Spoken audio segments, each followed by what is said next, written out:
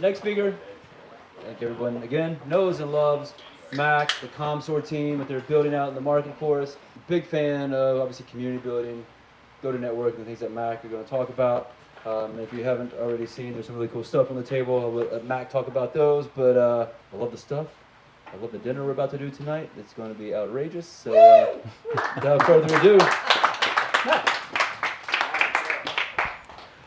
All right, thank you. Yes, I am Mac, that is my name, as you know now. Before I start, on your table there are postcards. So yeah, just a fun little relationship building, as we've talked about a lot, I think, in all the talks here. Everything we do is about relationship building and partnerships and go-to-network and the right way to do sales, but we don't have to talk about the wrong way to do sales. That's been beat to death a lot, I think, in the last few months. Before I talk about go-to-network and why and how I think partnerships fits into that, I'm gonna start with a little maybe tough love on partnerships. So for context, I have never been a partnership professional. I have never worked in partnerships officially. I really only got sucked into the world more officially 12 months ago. So just context of where I'm coming from. I've been a founder for 14 years now. I have never had a normal job, so I'm unemployable, as they say. But we spent a lot of time at Commsor working in the community space. That's where we started. Sangram mentioned community-led growth. We were 3-4 years ago, we were at the forefront of coining community-led growth and what that meant. We wrote the first end-to-end playbook on it. Community had just money was being poured into it, left, right, and center 3-4 years ago.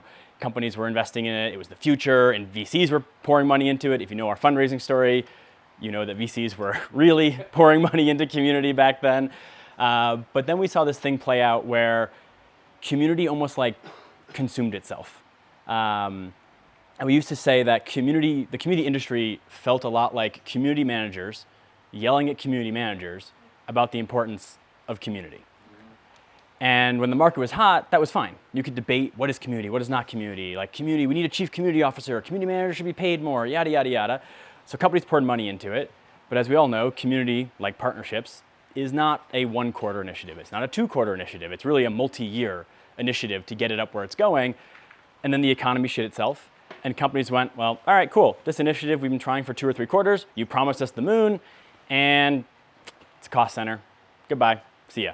It was the first roll cut a year and a half ago. And as I've gotten more involved in the partnership industry, I feel like I'm seeing a lot of the same signs in a way. And not to be fear-mongering, I'll get to the positive part of this in a bit, and not necessarily in this group, but I think the partner industry as a whole, from my sort of outside perspective, feels like partner leaders yelling at partner leaders about the importance of partnerships, right? It's you go on LinkedIn, it's partnership people should be paid more, 10,000 likes, because of course you're gonna like that if you're a partner leader, right? It's we need a chief partner officer, of course you're gonna like that, that's your role, that's your job. But a CMO, a CRO, a CEO, they don't give a shit about that. They're I will pay you more when you prove to me that I should pay you more. I will give you the promotion when you prove to me that you should pay me more. And I feel a lot of the conversation here the last 24 hours has been yeah, partner source revenue, we all know it's better revenue. It closes faster, it's cheaper. The biggest deals come from partner revenue. And we all know that. Every founder I talk to, every CRO I talk to knows that. But partnership people are still struggling to get investment. And I actually think it's the fact the debate shouldn't be, should partnerships be its own thing? Should partnerships be this? At the end of the day, it's there are only 3 functions at a company. You either build the thing, you sell the thing, or you support the other 2 teams. That's it. We can overcomplicate it, we can come up with fancy titles and talk about specialties, but if you can't contribute to one of those 3 things, you're not gonna have a role. That's the end of the role. That's the end of the story, right? If you're not making the thing, bringing revenue in, or supporting those 2 teams, why would I hire you? Why would I pay your salary? That's the unfortunate truth when it comes to a leader's perspective on things. So I think what I'm saying is I see this concern in the partnerships industry where right now the economy is rough, right? Companies want to be sustainable. They need to get profitable now. They don't want to invest in things that take 3 quarters, 4 quarters, a year, 2 years, 3 years to pay off, or they're very wary of it. And all the CROs and CEOs I talk to, they're falling back to the things they're familiar with, right? They're hey, times are tough, so I'm just going to do more cold calling. I'm going to do more cold emails. I'm going to hire more SDRs because that's the thing I'm comfortable with. And it's scary to try something new when your company and your goals and your role are at risk. And then partnership people come in here and they're I should be chief partner officer, pay me more. And it's okay, I don't have the capacity to even think about that right now. Like partnerships also aren't new, right? Like we talk about like partnerships is the future.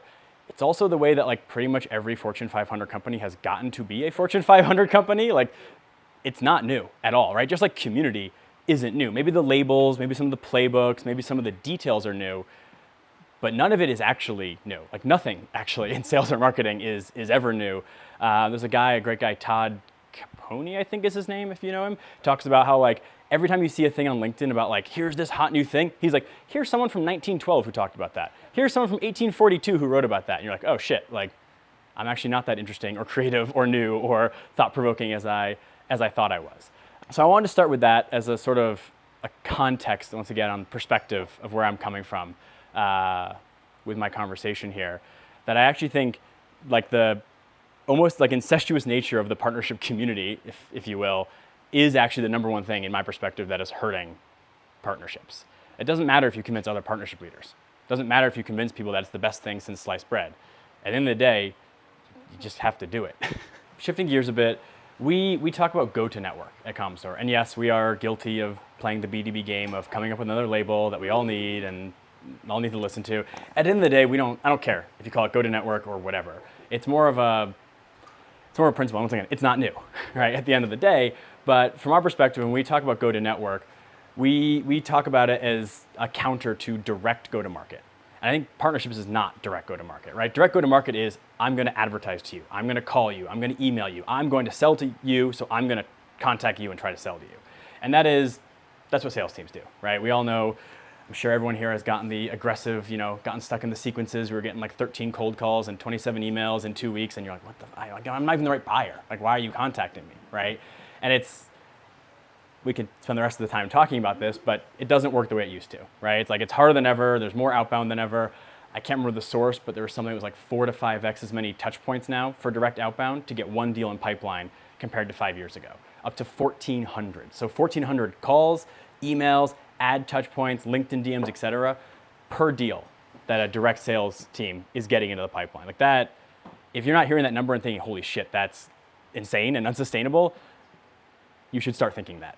Because there's no other way to approach that, right? And yes, AI and automation is like, some sales leaders are like, oh, we can just do more of it so the volume doesn't matter. But they're actually creating the very problem that is making outbound harder, right? It's like, anyone here seen Thelma and Louise, the movie? Hopefully.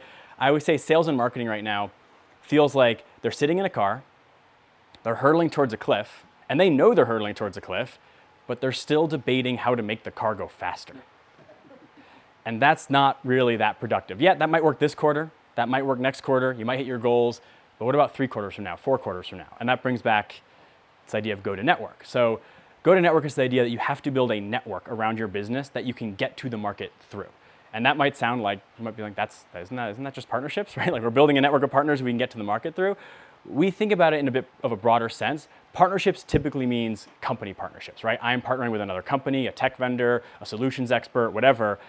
We mean more at like the people level. It could be, executives, advisors, investors. It could mean partners. It could mean influencers. It could mean customers and partnering with them to get to market. But at the end of the day, we talked about trust earlier today a lot, right? People buy based on trust. Think about last time you bought software, right? How much were you influenced by the vendor you bought from versus going into a community like Pavilion and being like, hey, I'm considering a call recorder. What does everyone else recommend? Or asking your peers or your colleagues, reading G2 reviews. So much of the buying decision is made by conversations with people, not sales teams, not vendors, not necessarily partners. It's the people at the company, right? A thought that I think one of the problems with partnerships is it is a long-term thing. And companies are not willing to invest in long-term things right now, right? Marketers are complaining that they won't get budget for brand marketing. Sellers are complaining that if they don't hit their activity quota this quarter, they get put in a PIP and they get fired, even though their sales cycle is 12 months. But they have a quarterly sales quota, and it's like they're not being measured on that, right? Partnership people are complaining about not getting budget, and you get hired to build a 0-to-1 program. You get 6 months into it, and they're like, man, this shit doesn't work. All right, you're out.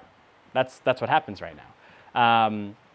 So I think go-to-network and the thinking behind it offers an opportunity, I think, for partnership people to adopt a bit more of a short-term thinking mindset alongside the long-term mindset of building a partner ecosystem. Essentially, like the skills that go into building a partnership program, relationship building, people, et cetera, are the same things that allow you to tap into the network your company already has. And when I talk to sales leaders about what we're building, the thing they get most excited about is they're like, oh, well, partnerships, community, I got to invest in that. And maybe it'll pay off in 12 months. But if I don't hit my goal this quarter, I'm losing my job. I can't afford to worry about that. Versus go to network, it's like you already have investors. You already have customers. You already have advisors. You already have executives. You already have this insane ecosystem around your business that could drive value, and you're probably underutilizing it. And the motion of activating that network is exactly the same as building a partner program. It's just a slightly shorter term, slightly more like microscopic scale, right? It's not accounts, it's people. It's not companies, it's individuals. That's sort of the starting point here. Our pitch is if you can't balance the short term and the long term, you're never gonna get to the point where you actually have the opportunity to prove that the long term works. How many people here have joined to build a 0 to 1 program and in less than a year been told the partner program's not working. We're shifting resources elsewhere, you're out. Quite a few folks. I know I've spoken to a few folks last night who were like, yep, that's what happened to me 3 months ago or 6 months ago or a year ago. So go to network includes partnerships. It includes influencer marketing. It includes community.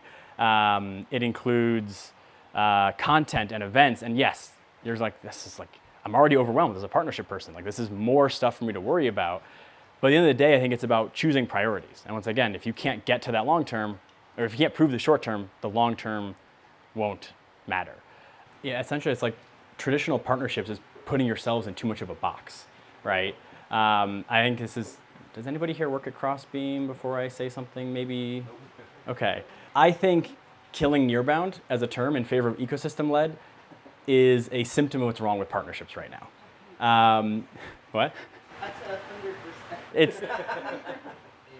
It's partnership-led, ecosystem-led, that puts partnerships in a box. That inherently puts you on an island, right? You are the partner person. You're not revenue, you're not sales, you're not marketing, you're partnerships. Go in your corner, stay in your box. Whereas nearbound, at least in my experience, and what I saw over the last year and a half with it, and credit to Will and his team for doing a great job with it, it became a term that CROs suddenly went oh, that's actually relevant to me now. CMOs went, oh, I see how I fit into that picture. And once again, moving outside that box, I think they did more work, honestly, to make partnerships have a seat at the table than any of the partner-specific initiatives I've seen in the last 2 years. And I just think, this is sort of a sidebar, but it's sort of the point I'm getting at, that we always talk about partnerships as this thing. And it's the same motion. There's so much more stuff that partnership people could be doing, and there's so much more value. Your ecosystem is not just your partners, right? It is your community, it's your individuals, it's all that sort of stuff. I don't know if you are allowed to share an opinion on that or share what you've seen with Nearbound, but that's the sentiment that we received in conversations, and the overall market feedback as well was sellers could adopt it, and they actually started talking about it as well, even if they disagreed with it, or they're like, oh, it's a new flashy thing. It at least had them talking about it, and it allowed for discourse on the matter, whereas any other framework is just ignored because it's not applicable to them. So I love it. As soon as I came across it, I use it. Everyone gets it, and it doesn't, like you said, it doesn't just mean partners, right? I equate it to your friends and family. It's everybody who's close to you, your ELT, your board, your clients. It's all of it is in what's near to you, right? And so, they'll be more likely to open the email because it's not cold. It's not just blind outreach. And so the activities, I think, are the same. But like you're saying, it's just much more receptive and much more part of the super glue maybe is you do one lunch and learn, and then you don't show up for 6 months, right? And so it allows you to segment the right way and communicate the right way. And that nearbound, I think people just kind of got it, right? It's friends and family, it's investors, it's all that other stuff that kind of works. yeah, we saw a similar thing. We started as community-led growth. That was where Commsor started. That's where the COMM in the name comes from. As soon as we try to talk about community-led growth to a non-community person, they were like, what do you mean by community, though? Is this community? Is that community? Is this community? It was like, oh, God, we're stuck in this fucking cycle of just explaining what community is. And I think it's the same thing with partnerships, right? We shifted from that to go-to-network. I think go-to-network, nearbound, call what you want. I don't really care. Just buy our product, right, at the end of the day. Call it what you want. But we saw the same thing. As soon as we said go-to-network instead of community-led growth, CROs were like, oh, got it. understood. That's my problem now. That's not community manager's problem. That's not partnerships person's problem. So I bet all of you who are working in partnership roles have value in the ecosystem that exists around your business right now that you're not working with, right? And this is like, once again, it's I can't remember who said it earlier, but it's about embedding it in every team. Was that you, Corey, who said that? Yeah. Like your current customers, right? That's a huge ecosystem that you're probably not leveraging very well. Like, can you embed partnership thinking in the CS team of like, how do I turn customers into partners? Not just, you bought my product, please don't churn.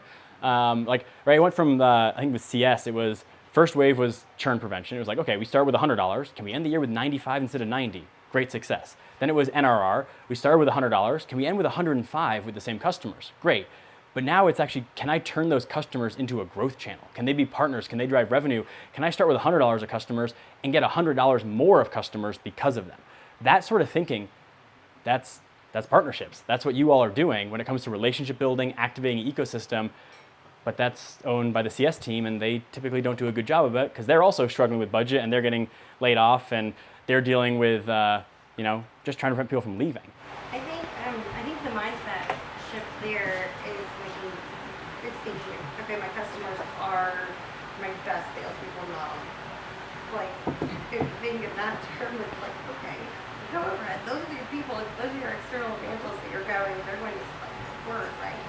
And if you go and have those people do that, it's like, to the buzzwords, right? And channel and all that. But they care enough to do so because you're helping them, they're seeing the value, you're praising them for doing so, you're helping them in some way, but there's got to be some kind of give back too. So I think that's a factor that people don't really talk about. It's not too different out of the, sure, they can go evangelize, but is there anything that you're giving back to those external evangelists? I'd be curious to hear your thoughts on that. Well, it's the same thing Corey was saying about partners earlier, right? He has to make sure the partners are getting value before he expect to ask for value from them. Same thing, right? You cannot act on like an extractive mindset 100% of the time. When we talk about go to network, we frame it as there's two halves. There's network creation and there's network activation. And yes, network creation might be finding a partner. It might be building community. It might be hosting events. Network activation is like driving referrals from them, getting warm intros, getting them to co-market about you, getting them to do that sort of stuff for you. You have to do both. And if you're doing one or the other, if you build a network and you get no value from it, well, you're probably not going to have a job or budget for very long because you're building a bunch of value and nothing's coming out of it. If you're just extracting, it might work really well for a quarter or two or three, and then on quarter four, it's like, well, shit, no one wants to help us anymore. Anyways, that's like kind of my spiel. I know I'm like super short on time here. Jesse. Oh, cool. Do you have ideas around, like, from a tactical perspective, of how to do this? Because it all sounds nice in theory about activating your customers as your ecosystem, but the reality of getting a salesperson to do anything outside of their comfort zone, which is essentially what you're asking, right? Well, I think it's not sales. That, to me, like getting customers involved, that's getting CS to think more like partnership people, right? That's embedding partnership thinking in that space. That's embedding it in marketing. It's actually, a lot of what I'm talking about kind of goes around sales. At the end of the day, like, I think this is the thing, right? Salespeople get all the credit. We all talk about that, right? It's like, oh, I did all the work. They get all the credit. They get the commission check, yada, yada, yada. At the end of the day, like, there's a stat, I can't remember who did it again, so don't quote me on it exactly. I'll look it up after this. But it was like 84% of B2B buyers start the buying process with some form of referral, whether that's word of mouth, through a partner, whatever it is. And salespeople are like, I got the deal, I got the deal. So a lot of it is like, it's actually not about working with sales, because at the end of the day, like, they're gonna be the ones closing deals no matter what you do. They're gonna get credit, they're gonna be the top dog. Like, that's just, I think that's something that's like, trying to frame it as like, how do I get even with sales is the wrong mindset, because you're probably not. If you're not an engineer or salesperson, you're probably always gonna be like a half rung below everyone else in the organization. Like, that is, maybe not at some organizations, and I know it's a hard thing to hear, but like, that's kind of the unfortunate truth historically at all companies. So instead of trying to think about like, how do I get as good as a salesperson to get as much credit, just how do I build a better partnership ecosystem? How do I prove that value and just push stuff to the salespeople? It doesn't really, you're not trying to replace them. You're not trying to necessarily even work with them. You're just, at the end of the day, like, if a salesperson has a meeting show up on their calendar, they don't give a shit where it came from. I know that wasn't quite the answer, but I will just say, Jesse, on the more tactical front, some of you might have seen it. A few weeks ago, we wrote a playbook we called the NDR playbook. It was our pitch for the SDR should not just be direct selling. They should be network development as well as selling. And it's geared towards sales, but there's a lot of examples of tactical stuff in there. And we actually have physical copies of it that we'll give everyone at dinner tonight. So it could be some cool things to get your brain thinking. The thing I'll end with, I think the message is really just like, stop putting yourself in the partnership box, right? Partnership is so much more than this like super well-defined idea of like, I partner with agencies and companies and like, that's our ecosystem. Your company's ecosystem is way bigger, and there is so much value that nobody at your company is tapping into, that your skill sets and your experience are probably the best positioned to go after. It's a little off the track, but can you give us a little bit of example of how Commsor is helping solve these problems, like within CRMs and identifying like where that network exists and how we could begin using that to Corey's point from partner acquisition? I promise I didn't pay him to give me a... I think it's fascinating. Technically, you did. Well, actually, that's true. We sponsored, so I kind of did. Yeah, that's fair. The level of data you have is fascinating to how we can begin to look at overlap data, but the individual contact data, stuff like that, but also like how you're actually using it in CRM to make go-to-network more effective inside of a process or even operationalize it. Yeah, short version is if Crossbeam and Reveal are for accounts, right? What accounts do my company partners know? We are what people do my people partners know. So we're tracking like, you know, who do your investors, your advisors, your executives, your customers, et cetera, who do they know and what doors can they open for you? So it's Crossbeam for people, essentially, is how I have heard a lot of partner people describe it back to me. So I'm just reusing their wording. Nice. That's it. Go eat lunch now. Oh, no, there's another talk first. Sorry. Don't eat lunch yet. Sorry.